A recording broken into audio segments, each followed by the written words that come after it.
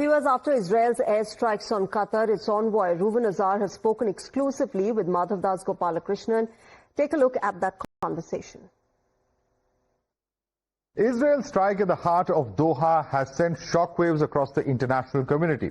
What really are we looking at in terms of Israel's justification for this kind of an action? To talk about that, I have with me Ambassador of Israel to India, Mr. Reuven Azar. Thank you so much, Mr. Azar, for joining us. First of all, let me begin by asking you, this is of course an extremely shocking development. It comes out of the blue. How does Israel justify, this attack on Qatar, particularly given that Qatar was part of the negotiation process, the discussion process?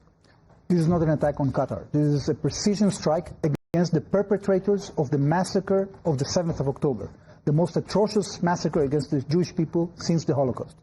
We took this action now because Hamas was stalling, because for 1 year we've been trying to get a diplomatic solution for this, in order to retrieve our hostages and get a better future for Gaza. But Hamas is continuing with their attempt to stay in power in the Gaza Strip, and they are stalling time and again, saying yes, then saying no. Now, the Americans came with a new proposal. Israel said yes, they said no, and they perpetrated this terrible attack against us in Jerusalem, in which 6 innocent civilians were killed, 10 were injured, including a pregnant woman. This is a terrible development.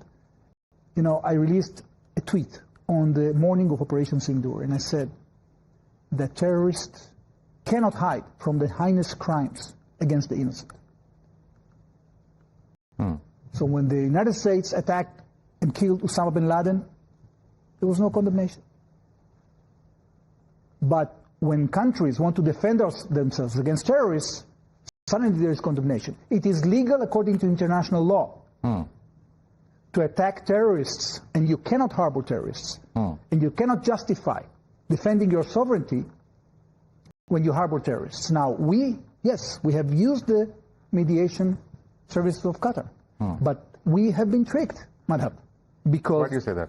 Because, it's very evident that these people are trying to hold the stick from both sides. Instead of putting pressure on the terrorists to end this war, they are stalling, and they are creating a situation in which this war is getting prolonged. So sometimes you have to stop doing that and decide clearly on what and which side you are. Right. But Prime Minister Netanyahu has come out to say that Israel takes full responsibility.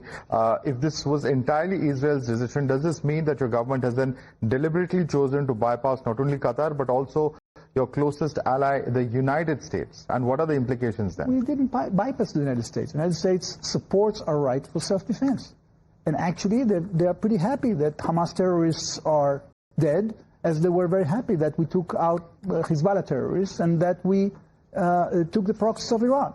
So we can differ about one day or the other day what to do or what not to do, but we are in sync, and we are going to continue to work together in order to bring this war to an end. But people have to remember, we have only 2 goals that we have set forward on the 8th of October, after this atrocious attack.